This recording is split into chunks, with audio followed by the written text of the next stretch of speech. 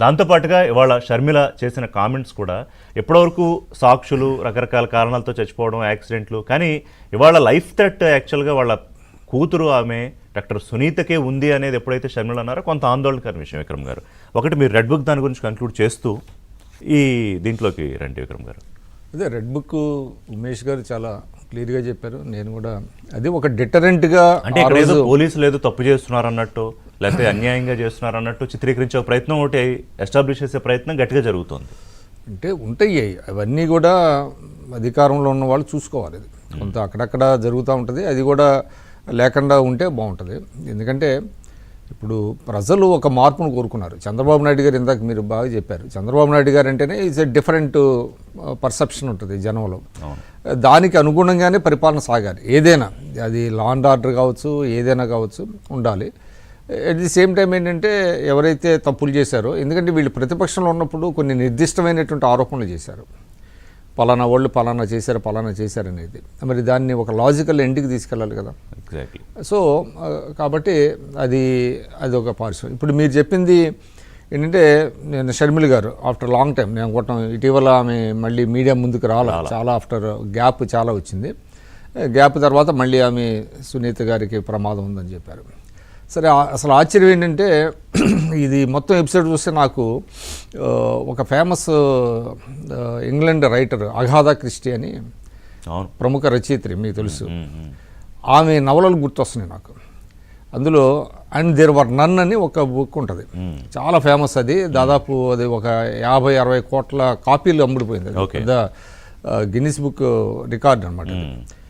అంటే అది ఎందుకు చెప్తానంటే కొంచెం క్లుప్తంగానే చెప్తాను. అది ఒక ద్వీపంలో ఒక 10 మంది వెళ్తారు.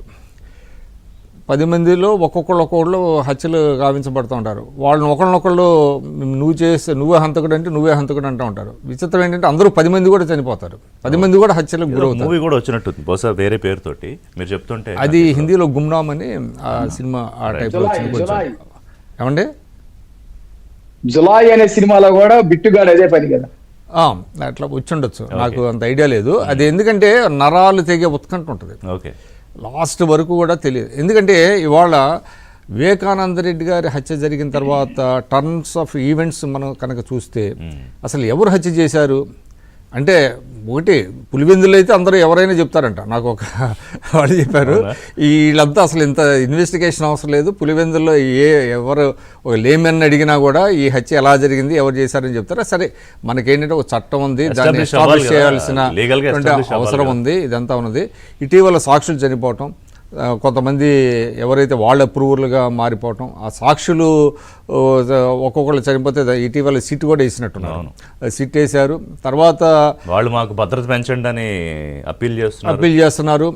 సరే, ఎవరైతే అక్యూజ్డ్ ఉన్నారో వాళ్ళేమో అసలు ఎవరైతే అంటే అల్లుడు కూతుర్నే వాళ్ళే నిందితులని వాళ్ళు ఆరోపణలు చేయటం, ఇదంతా చూస్తే అసలు మనకి చాలా విచిత్రంగా ఉంది. ఎందుకంటే ఆ కేసు ఫాలో అవ్వాలంటే కూడా చాలా కష్టంగా ఉంది. ఎందుకంటే ఒక 10 మంది రెడ్లు, ఏ రెడ్డి ఎవరో ఏంటో కూడా తెలియనటువంటి పరిస్థితి, కన్ఫ్యూజను, 2-3 యాదవులు, ఇవన్నీ చూస్తే అంటే ఆశ్చర్యం ఏంటంటే, ఇది ఇందాక మీరు అన్నట్టుగా ఇది ఎప్పుడు జరిగిందంటే ఎలక్షన్స్ ముందు 2019లో, ఇంకా 3 నెలలు 4 నెలలు ఎలక్షన్స్ ఉండగా మార్చిలో ఉన్నప్పుడు జరిగింది. మీరు అన్నట్టుగా అప్పుడు ఏమో నారాసుర రక్త చరిత్ర అని సాక్షి పేపర్లో రాయటం, చంద్రబాబు నాయుడు గారి హత్య చేయించారని దానికి ఏదో అల్లారు, ఒక కథ, ఫ్యాబ్రికేటెడ్ స్టోరీ, ఏదో గతంలో అవి చేశారు ఇవి చేశారని చేశారు. తర్వాత వీళ్ళు వచ్చిన తర్వాత ఏం జరిగింది అనేది వాళ్ళు ఉపసంహరించుకోవటం. అప్పుడు జగన్మోహన్ రెడ్డి గారు సిబిఐ ఎంక్వైరీ కావాలంటాం, తర్వాత దాన్ని ఉపసంహరించుకోవటం, అవసరం లేదంటాం. ఇట్లాగా ఈవెంట్స్ అన్ని చూసిన తర్వాత కొన్ని అనుమానాలు, అంటే if you very clearly look in to the scenario, read between the lines, మనకు అర్థమవుతుంది. అది అర్థమవుతుంది. తర్వాత అంటే ఇప్పుడు 10 నెలలు అయింది మళ్ళీ కూటమి ప్రభుత్వం వచ్చి, మరి 10 నెలల్లో ఆ కేసు ప్రోగ్రెస్ ఏంటి అనేది కూడా అది కూడా ఒక కొంచెం ఆశ్చర్యం. ఈ మిస్టరీ అనిపిస్తుంది నిజంగా మీరు అన్నట్టు ఎప్పటికీ ఛేదింపబడదా, అదే ఇంత కాలమా అసలు. అంటే మనకు తెలిసి చాలా కేసులు అంటే దేశంలో జరిగినటువంటి కొన్ని జెసికా లాల్ కేసులు ఇలాంటివి చాలా ఉన్నాయి, వెరీ ఫేమస్ కేసెస్ అన్నీ ఉన్నాయి. అవన్నీ కూడా ఎక్కడో అక్కడ దానికి ఒక పుల్ స్టాప్ పడింది. కానీ ఈ కేసుకి మరి నియర్ ఫ్యూచర్లో ఏమన్నా బ్రేక్ త్రూ వస్తుందా, నిజమైనటువంటి నిందితులు వస్తారా, ఎవరు అడ్డుపడుతున్నారు, ఎందుకు అడ్డుపడుతున్నారు, మరి ఈ ప్రభుత్వం మారినా కూడా ఎందుకు ముందుకు కదలట్లేదు ఈ కేసు. ఇవాళ అంటే షర్మిల గారు ఆరోపణ చేశారంటే మరి ఇప్పుడున్న ప్రభుత్వం కాపాడాలి, సునీత గారికి సరైనటువంటి రక్షణ ఇవ్వాల్సినటువంటి అవసరం ఉంది. వచ్చి నార్మల్ ఎలిగేషన్ చేసేసి ఆవిడ ఒక బాధ్యతాయుతమైన పదవిలో ఉన్నారు, ఇప్పుడు ఏపీసీసీ చీఫ్ గా ఉన్నారు, సాక్షాత్తు మాజీ ముఖ్యమంత్రికి ప్రభుత్వానికి సహకరించాలండి. వాళ్ళ దగ్గర ఉన్నటువంటి సాక్ష్యాధారాలు ఏవైతే ఉన్నాయో అవన్నీ కూడా రాష్ట్ర ప్రభుత్వానికి ఇవ్వటం.